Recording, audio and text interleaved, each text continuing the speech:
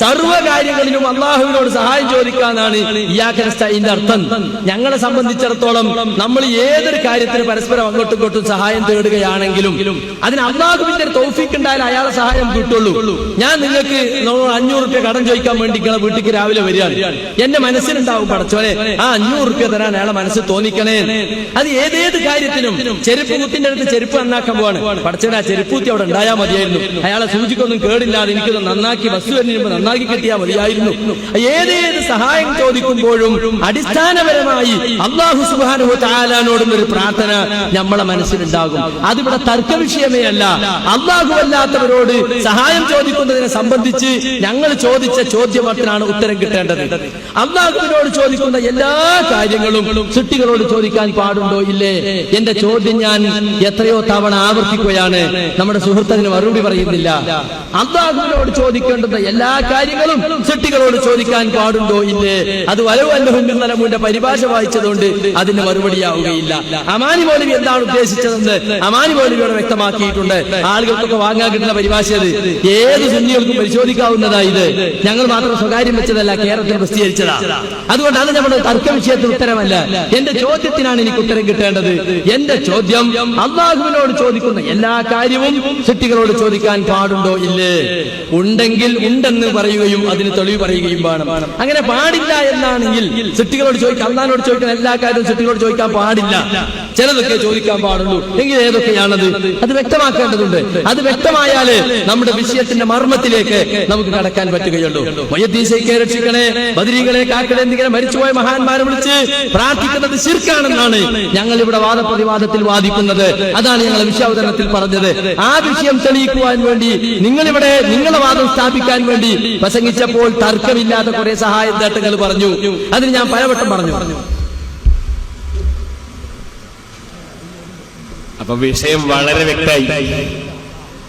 അതായത് നമ്മൾ ഏത് സംഗതിക്ക് പോകുമ്പോഴും ചെരുപ്പ് നന്നാക്കാൻ പോകുമ്പോൾ വരെ അള്ളാഹുവിങ്കിൽ നിന്ന് സഹായം കിട്ടണം എന്ന നിലക്കാ ചെരുപ്പൂത്തിയോട് പറയുന്നത്. അതുപോലെ അള്ളാഹുവിങ്കിൽ നിന്ന് കിട്ടണം എന്ന നിലക്കാ എല്ലാം പറയുന്നത്. അത് തന്നെ നിങ്ങൾക്ക് ഞങ്ങളെ പറ്റി ഒന്ന് വിചാരിച്ചാലും വിഷയം കഴിഞ്ഞില്ലേ? ഞങ്ങൾ റസൂലുള്ളാഹിനോട് പറയുന്നതും ഞങ്ങൾ ബദരീങ്ങളോട് പറയുന്നതും മുഹീദ്ദീൻ ശൈഖിനോട് പറയുന്നതും ഒക്കെ അള്ളാന്റെ സഹായം നബി മുഖേന കിട്ടണം എന്ന് വിശ്വസിച്ചിട്ടാണ് ഞങ്ങൾ പറയും. നിങ്ങൾ പറയുന്നത് അങ്ങനല്ല. എന്തിന് നിങ്ങൾ ഈ മുസ്ലിമീങ്ങളെ മുസ്ലിക്കാക്കണം? അതങ്ങ് തുറന്നു പറഞ്ഞാൽ പോരെ? നിങ്ങൾക്ക് ഇതുകൊണ്ട് എന്താ കാര്യലാഭം? ഈ മുസ്ലിം സമുദായത്തിന്റെ മഹല്ലുകളിൽ മുഴുവനും പോയി ഇങ്ങനെ ഒരു വിഷയം പറഞ്ഞ് ഭിന്നിപ്പിച്ചിട്ട് നിങ്ങൾക്ക് എന്താ കാര്യം? നമ്മളെ മുസ്ലിം സമുദായത്തിനെതിരെ എല്ലാ നിലക്കും സർവ്വ കക്ഷികളും പുറത്തുനിന്ന് മുസ്ലിം സമുദായത്തെ നശിപ്പിക്കാൻ എന്നുണ്ട് വഴി എന്ന് ചിന്തിക്കുമ്പോ സർവ്വ മഹല്ലിലും പോയിട്ട് അത് മുശ്രിക്ക്, ഇത് ശിർക്ക് എന്ന് പറഞ്ഞ് ലോകത്തുള്ള മുഴുവൻ ഇമാമിയങ്ങളെയും മുശ്രിക്കാക്കി ചിത്രീകരിക്കുന്ന നിങ്ങള് ഈ അടിസ്ഥാനപരമായി നിങ്ങൾ പറഞ്ഞല്ലോ, ആ അടിസ്ഥാനം ഒന്നങ്ങ് തുറന്ന് പറഞ്ഞാൽ മുജാഹിദ് പിരിച്ചുവിട്ടൂടെ നമുക്ക്? പിന്നെ ഈ വിഷയമില്ലല്ലോ. അപ്പൊ നിങ്ങൾ ചെരുപ്പ് കുത്തിയുടെ അടുക്കൽ പോകുന്ന സമയത്ത് അള്ളാഹുവിനോട് പ്രാർത്ഥിച്ചുകൊണ്ടാവോക്ക്. ഞങ്ങൾ മുഹീദ്ദീൻ ശൈഖിനെ സമീപിക്കുമ്പോൾ അങ്ങനെ തന്നെ ആദ്യം ഒരു ഫാത്തിഹ ഓതി അള്ളാഹിനോട് മുഹീദ്ദീൻ ശൈഖിന് വേണ്ടി പ്രാർത്ഥിച്ചിട്ടാ ഞങ്ങൾ മുഹീദ്ദീൻ ശൈഖിനോട് വിൽക്കുന്നില്ല.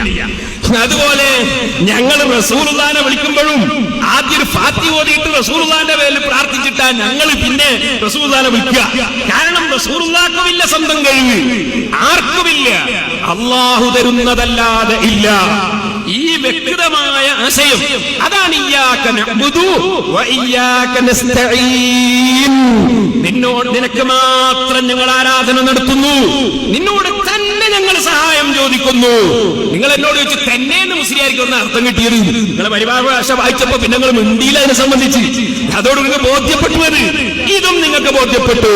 മുഹമ്മദ് നബി സല്ലല്ലാഹു അലൈഹി വസല്ലം തങ്ങളുടെ വഫാത്തിന് ശേഷം സുന്നത്ത് ജീവിതത്തിൽ കൈയൊഴിച്ചു പോയവർ നബിയെ വിളിച്ച് ശുപാർശ തേടണമെന്ന് നിങ്ങളെ പരിഭാഷയിൽ തന്നെ ഉണ്ടെന്നത് ഞാൻ വ്യക്തമായി പറഞ്ഞു. നബിയെ വിളിച്ച് ശുപാർശ തേടൽ അത് ചോദിക്കാൻ പറ്റാത്ത ലിസ്റ്റിലാണോ നിങ്ങളുടെ അടുക്കലുള്ളത്? പറ്റുന്ന കൂട്ടത്തിലാണോ? ഞങ്ങളടുത്ത് അങ്ങനെ ഒരു ലിസ്റ്റ് ഇല്ല. നിങ്ങളടുത്ത് ആ ലിസ്റ്റ് ഉള്ളത് ചിലത് അല്ലാഹുവോട് മാത്രം ചോദിക്കാവുന്നത്, ചിലത് റസൂലുള്ളാഹിനോട് ചോദിക്കാവുന്നത്. ഈ ലിസ്റ്റ് നിങ്ങളടുത്താ ഉള്ളത്. ഞങ്ങൾക്ക് അങ്ങനെ വാദം തന്നെ ഇല്ല.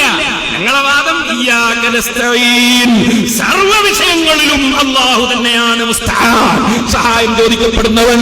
അതുകൊണ്ട് അല്ലാഹുവേ നിന്നോട് തന്നെ ഞങ്ങൾ സഹായം ചോദിക്കുന്നു. ഇതാ ഞങ്ങളെ വാദം.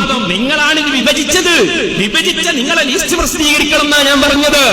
നിങ്ങള് ശഫാഅത്ത് നബിയോട് ചോദിക്കണം എന്ന് നിങ്ങളെ ഈ പരിഭാഷയിൽ തന്നെ ഉണ്ട്.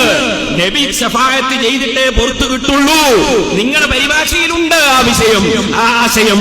അതാ ഞാൻ ഉദ്ധരിച്ചത്. അതുകൊണ്ട് ശഫാഅത്ത് ചോദിക്കുക എന്നത് അള്ളാഹിനോട് മാത്രം ചോദിക്കേണ്ട കാര്യമാണോ, നബിയോട് ചോദിക്കേണ്ടതാണോ എന്ന് നിങ്ങളാ തീരുമാനിക്കേണ്ടത്.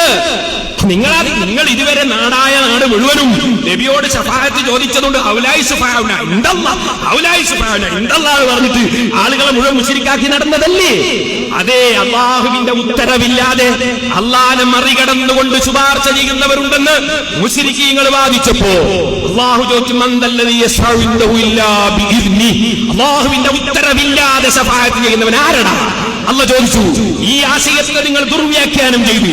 റസൂലുള്ളാഹിനെ ശഫാഅത്തിന് വിളിക്കുന്ന നിങ്ങളല്ലേ വാസ്തവത്തിൽ ശിർക്കാക്കിയത്? നിങ്ങൾ എന്തേ ഇവിടെ വെച്ചതൊന്നും പറയാത്തത്? വമൻ നസ്റു ഇല്ലാ മിൻ ഇൻദില്ലാഹിൽ അസീസിൽ ഹകീം. ആയിരക്കണക്കിന് മലക്കുകളെ ഇറക്കിയിട്ട് അല്ലാഹു തആല ബദറിൽ സഹായിച്ചിട്ട് അല്ലാഹു പറയും സഹായം അല്ലാഹുവിൽ നിന്ന് തന്നെ, സഹായം അല്ലാഹുവിൽ നിന്ന് തന്നെ.